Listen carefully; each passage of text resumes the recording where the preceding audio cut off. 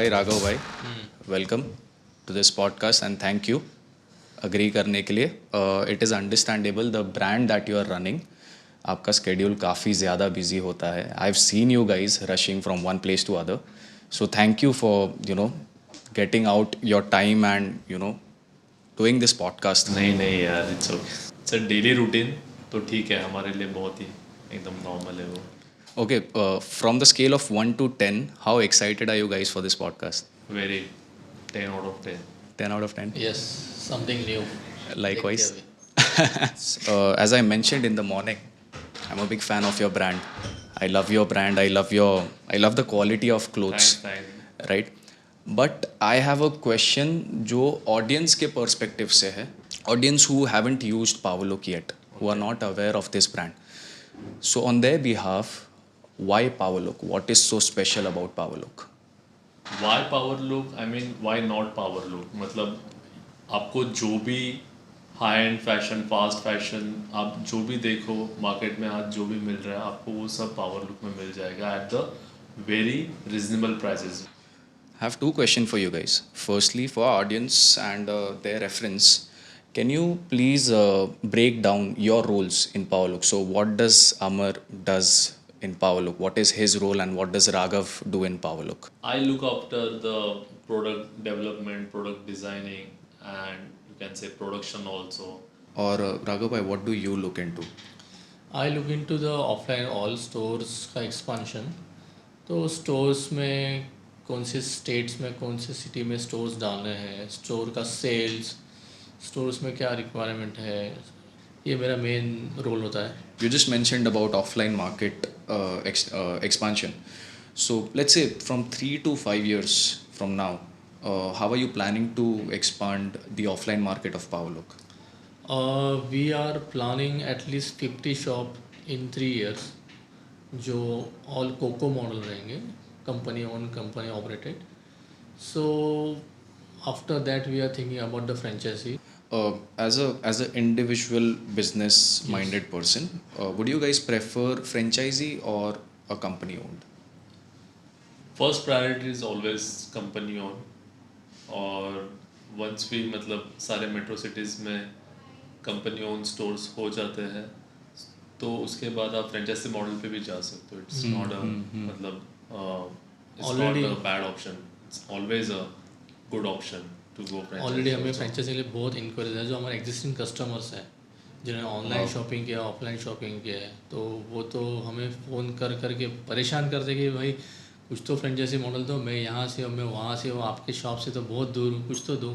तो हम लोग उनसे यही कहते हैं कि सर थोड़ा सा रुक जाओ, हमें परफेक्ट मॉडल बनाने दो ताकि वो आपके लिए भी और हमारे लिए भी एकदम एग्जीक्यूट करने में ईजी हो और सब कुछ स्मूथली चले. तो हम लोग सोच रहे हैं दिसंबर तक हम एक अच्छा सा प्लान एग्जीक्यूट करेंगे ताकि जो भी हमारे कस्टमर्स है, जो भी फ्रेंचाइजी के लिए रुके हुए हैं, उन्हें हम दे सकते हैं.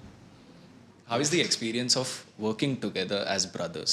Like overall experience. Very easy, very very easy. It's not that complicated. It's very easy. जब पार्टनर से अगर आपका फैमिली मेम्बर कोई होता है तो ये बहुत इजी होता है कि किसी बिजनेस को ग्रो करने में, क्योंकि एक ट्रस्ट फैक्टर नेक्स्ट लेवल का होता है. Valid. कोई भी बिजनेस ट्रस्ट बेसिस पे ही ये चलता है. हमें अगर वो ट्रस्ट हो डैड ने तो सिखाया था. मतलब इट्स अ की एक्चुअली कि बिना ट्रस्ट का कोई भी बिजनेसेस रन नहीं हो सकते. It's a very important thing. अगर वो एक बार हो तो आप मतलब इजीली कोई भी बिजनेस रन कर सकते हो. I believe your father was also into business. Yes. Yes. So, can I say he has been a mentor figure to you both? Yes, you can say that. Can you share some of the crucial advices that you apply in your today's life which was provided by your father? So one of the मतलब very important thing is कि उन्होंने बोला था कि कभी भी पैसे के पीछे मत भागो, तुम सिर्फ अपना काम करो, मेहनत करो, एक टाइम आएगा कि पैसा तुम्हारे पीछे भागेगा. And I really believe that. और वो मतलब वैसा होता है actually. Wow. I'm not sure if the audiences know. The brand was opened in the year of 2010 Yes. and it's 2024 today. Yes. It's been 14 years and the pump that we've seen, the high jump that we've seen of Powerlook, ये पिछले 2 साल में हुआ है. Yes. Can you share the journey from 2010 to 2024? How was the journey like? 2010 में it was funded by our father actually. So I just completed my graduation और मैं dad के पास नॉर्मल गया कि मैंने बोला उनको कि मुझे ना गारमेंट्स का कुछ बिज़नेस स्टार्ट करना है. तो it was in my mind कि कुछ ना कुछ रिटेल का स्टार्ट करना है. एंड बिफोर दैट हम लोग दोनों जब कॉलेज में थे तभी मार्केट में जो एक गैप दिखा था हमें, वो गैप को मैंने थोड़ा सा रखा था ध्यान में कि कुछ इसके रिलेटेड करना है. तो इन 2010 मतलब डैड ने हमने सिर्फ 2,05,000 मतलब 2.5 लाख रुपए उन्होंने सिर्फ ऐसे ही दे दिया था. बोला था कि आप इससे कुछ बिज़नेस स्टार्ट कर लो. तो उन्होंने जो 2.5 लाख रुपया दिया था उससे हम लोग ने मतलब बोरीवली में एक छोटा सा स्टोर लिया था. That was like 90 square feet का एक स्टोर है. जितना आप बैठे हो और हम दोनों बैठे हुए बस उतना ही साइज़ का एक स्टोर था. 90 स्क्वायर फीट स्टोर से हमने स्टार्ट किया था और वहाँ से 2-3 साल में उसके बाद और भी स्टोर एक्सपांशन करने स्टार्ट कर दिए थे. और जब वो 90 स्क्वायर फीट का स्टोर हमने स्टार्ट कर लिया था तभी थोड़े से डैड भी पैनिक थे, हम भी पैनिक थे कि ये कैसे होगा. मतलब वो टाइम पे उसका स्टोर का रेंट हमारा कुछ 35-40 What was the rent? Oh, 35 to 40,000. Okay. 35 to 40K उसका वो टाइम पे रेंट था. और मतलब एक स्टार्टअप के लिए इतना रेंट हमारे लिए वो टाइम पे 2010 में वो भी बहुत ज़्यादा था. बट वो हमारा मतलब कि फर्स्ट मंथ में ही हमारा ब्रेक इवन हो गया था. तो it was not that difficult जितना हमने सोचा था. डैड भी सरप्राइज थे, हम भी सरप्राइज थे. 6 मंथ्स के अंदर तो हमने मतलब डैड के जो 2.5 लाख रुपए लिए थे वो उनको वापस दे दिए. और बस उसके बाद कभी मतलब किसी से पैसे नहीं लिए. जो भी किया है सारा बस वो 2.5 लाख में ही किया है हमने अभी तक. तो उसके बाद ना कुछ एक्सटर्नल फंड्स हमने बिजनेस में लाया है ना कोई. So it's completely bootstrap company.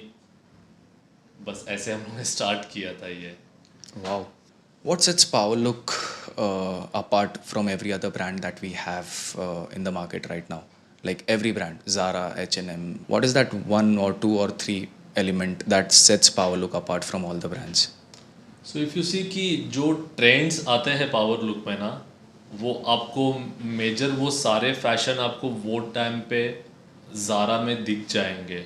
H&M में स्टिल नहीं दिखे शायद, लेकिन ज़ारा में जो ट्रेंड्स आते हैं सेम टाइम पे वो पावर लुक में भी आ ही जाते हैं. फ़र्क सिर्फ इतना है ज़ारा में जो आपको शर्ट 4,000 या 5,000 में आती है वो आपको पावर लुक में 699, 799, 899 में आ जाएगी. बस ये this is the major difference I would say with the almost same quality. तो यही एक मेजर पार्ट है. और सेकंड थिंग कि हम लोग हमेशा प्रोडक्ट हमेशा मोनोपोली अलग रखते हैं. कस्टमर को हमेशा जब शॉप में आते हैं तो ये बताते रहे ये तो डिज़ाइन बाकी शॉप में मिल ही रहा है या यहाँ भी मिल रहा है वहाँ मिल रहा है ये प्राइस में मिल ही रहा है. तो हमें पता चल जाता है कि हम लोग क्या चीज़ में कहाँ पे कम है कहाँ ज़्यादा है. तो हम लोग सोचते हैं अच्छा ये प्राइस में ये मिल रहा है मतलब अब ये पैटर्न ओल्ड हो चुका है. हम इमीडिएटली उसको डिसकंटिन्यू कर देते हैं. True. कुछ ना अगर आप मुंबई में रह रहे हो तो कुछ तो फ़ायदा उठाना पड़ेगा. आई बिलीव कि मुंबई के हवा में फ़ैशन है. जितना आप मुंबई में अगर कोई 2 या 3 महीना भी आया हो नया कोई आया होगा तो उसे फ़ैशन सीखने का टाइम नहीं जाएगा. क्योंकि यहाँ पे लोगों को देखकर उनसे मिलकर उनसे बातें करके यहाँ के लोगों का कल्चर जान के उनका नेचर जान के इमीडिएटली वो अपने आप यहाँ का फ़ैशन ऑब्जर्व कर लेगा. भले वो फैशन में कितना भी ख़राब क्यों ना हो. बट मुंबई में आके हर कोई फ़ैशन सीख ही जाएगा.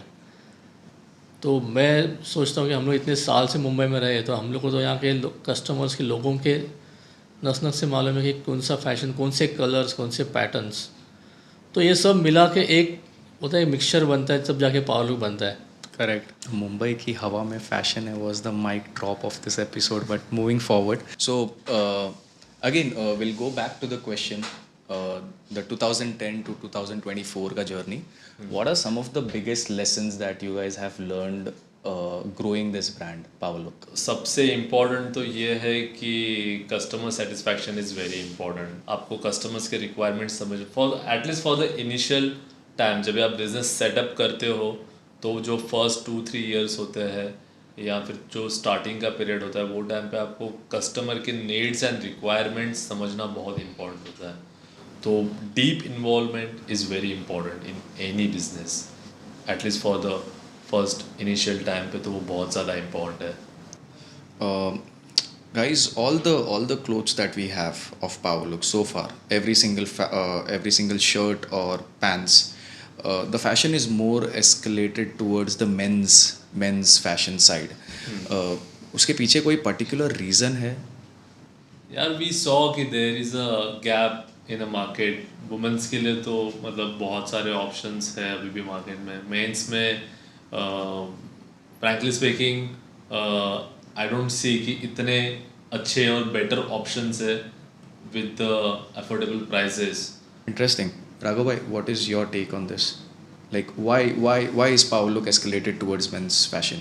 जैसे कि मुझे ऐसा पर्सनली लगता है कि मेंस फैशन जो है ना वो कुछ सालों से मतलब वुमन का फैशन हमेशा 6 मंथ्स में चेंज होता रहता है, एवरी 3 मंथ्स में कुछ ना कुछ नया आता रहता है. बट मेन फैशन में पहले ऐसे नहीं था. मेंस फैशन एक ज़माना था जो मतलब चेक शर्ट्स 10 इयर्स तक चले थे. Can you believe check shirts हम लोगों ने मेंस लोगों ने 10 इयर्स तक उस पर सर्वाइव किया है. उसके बाद अब आफ्टर लॉकडाउन या मैं 2018-19 के बाद जब से सोशल मीडिया अवेयरनेस हुआ है तब से मेंस भी फैशन में हमेशा चाहते कि उनका भी हर 6 मंथ्स में कुछ ना कुछ नया फैशन जो है वो ऑब्जर्व करे. जैसे कि हर कोई चाहता है कि हर एक फ़ोटो में उसका एक नया कपड़े रहे और फिर नेक्स्ट फ़ोटो में कुछ नए कपड़े रहे. तो वो कपड़े अफोर्डेबल भी होने चाहिए. तो हर एक फ़ोटो में अफोर्डेबल कपड़े आने के लिए जो लेटेस्ट फैशन के साथ भी हो तो हम लोग वो गैप फिल कर रहे हैं. Power Look women's fashion में एंटर करने का प्लान कर रहे हैं एनी टाइम सून? मतलब हर एक बिजनेस में कैसे होता है कि आई सॉ मतलब एक गैप है बिजनेस में मेंस में कि डिमांड है बट सप्लाई नहीं है. So that's why we started men's. But women's में मैंने ये देखा है कि जितना डिमांड है उससे ज़्यादा सप्लाई हो रहा है वहाँ पे. तो I don't see there is any मतलब रिक्वायरमेंट मतलब बहुत ऑप्शंस है उनके पास. आई थिंक जो हमारे टी शर्ट्स है बहुत से टी शर्ट्स और शर्ट्स है जो आज भी वुमेंस पहनते हैं. Yes, मैंने actually. देखा है अभी जो रिसेंटली बैंड्रा में शॉप ओपन हुआ है वहाँ पे कपल्स आते हैं तो जो lot of baggy pants also there हाँ बैगी पैंट्स भी और जो ओवर साइज शर्ट और टी शर्ट्स है जो बहुत से वुमेंस लेके निकल जाते हैं. Small size extra small size men's का जो हमारा जो है उसमें ऐसा तो ये तो नहीं है कि वो यूनिक सेक्स जैसा भी हो जाता है. तो Correct. वुमन तो बहुत ही इजीली कैरी कर सकते हैं. तो हम लोगों ने खुद देखा है ये कि बहुत सी लड़कियां पहनती है. बट हम लोग स्पेशली वुमेंस डिज़ाइंस में ऐसा कुछ फोकस नहीं कर रहे. आई गेस Power Look के सारे प्रोडक्ट्स बहुत ज़्यादा वर्सेटाइल है. Like men and women, they both can carry it Yeah. and wear it, you know. Yes. So I guess that's a star point for you guys and the fashion that you have created. And guys, from like apart from fashion, is there something where you guys are more inclined towards like hobby or something? Travelling पसंद है. Okay. अलग अलग cities अलग अलग countries वहाँ का culture वहाँ का लोग उनका बिहेवियर वो लोग किस तरह से चीज़ें सॉल्व करते हैं ये थोड़ा मज़ा आता है. फिर मुझे थोड़ा एडवेंचर्स ट्रिप पसंद है. कोई भी मेरा ट्रैवलिंग प्लान है तो उसमें मैं ज़्यादातर एडवेंचर ही रखता हूँ. जैसे कि कुछ ऐसा कि मुझे आने के बाद सब फ्रेश फील हो, ऐसा लगे कुछ हाँ कुछ अलग करके आया. फिर जब फ्रेश माइंड से आते हैं तो फिर यहाँ पे और काम डबल स्पीड में हो जाता है. तो फिर मुझे एडवेंचर में बाइकिंग बहुत पसंद है. बाइक राइड में बहुत करता हूँ. Amar bhai, do you like traveling as well? Yes, I like traveling and I like driving also. So hobbies में I have very मतलब selected बस एक traveling and driving and थोड़ा बहुत I have a hobby of interior designing also. तो वो थोड़ा बहुत मैं घर पे या ऑफिस में कुछ ना कुछ करते रहता हूँ छोटा मोटा changes. So guys, can I conclude that the freshness that we see in your products, the uniqueness that we see in your products, you know, the variety and creativity that we see in your products, traveling has something to do with that. Yes, definitely you can say that. Do you guys have the same fashion taste? Yes, you can say. Similar? Almost same, yeah. Almost What kind of fashion do you guys prefer? Currently तो baggy denims and baggy fit t-shirts, loose t-shirt, oversized t-shirt you can say. Okay. So Amar bhai and Raghav bhai, to end this podcast, I want to ask you one last question. ये question उन सारे teenagers के लिए जो अभी 17 to 21 या 22 के as में, और जैसा आपने बताया यही पॉडकास्ट में पहले, that 20 year is a good age to start the business, you know, because you learn and you adapt quite a lot. आपका उन सारे टीनेजर्स को जो स्टार्टअप को परस्यू करने का बहुत ज़्यादा जिनकी इच्छा है, उनके लिए आपका मैसेज क्या होगा? एज ऑफ 20 में जो लोग बिजनेस स्टार्ट करते हैं ना, मैंने ये देखा है जो रिस्क टेकिंग एबिलिटी उनमें होती है ना, वो एक 30 या 40 ईयर के एज में नहीं होती. क्योंकि एज ऑफ 20 में बहुत ज़्यादा रिस्पॉन्सिबिलिटीज़ नहीं होती है बिज़नेस स्टार्ट करने के लिए. और आप कोई भी बिज़नेस स्टार्ट कर रहे हो तो आप उसके अंदर डीप इन्वॉल्व हो जाओ, छोटा से छोटा काम करो. कोई ऐसे होता नहीं है कि ये काम मैंने करूँगा, ये काम मैं नहीं कर सकता. आपको सब काम करने आना चाहिए. हर एक के प्रॉब्लम्स होते हैं लाइफ में. कोई वो एज में स्टार्ट नहीं कर पाता है, कोई बाद में स्टार्ट कर पाता है. तो अगर वो बाद में भी स्टार्ट कर रहा है, माय सजेशन इज़ कि आप फुल टाइम करो एंड गिव यू 100%. पैशन को आपके फॉलो करो, आपको सक्सेस मिलेगा ही मिलेगा.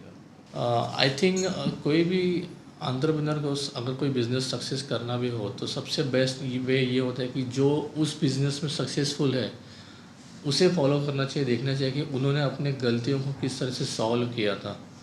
तो आपको वो गलतियाँ नहीं करनी जो आपके जो सीनियर्स हैं, जो एक्सपर्ट्स हैं, उन्होंने की हुई है. जो बड़ी कंपनीज है वो सारे ये बिज़नेस कर चुके होते हैं जो हम छोटे लोग स्टार्ट करना चाहते हैं.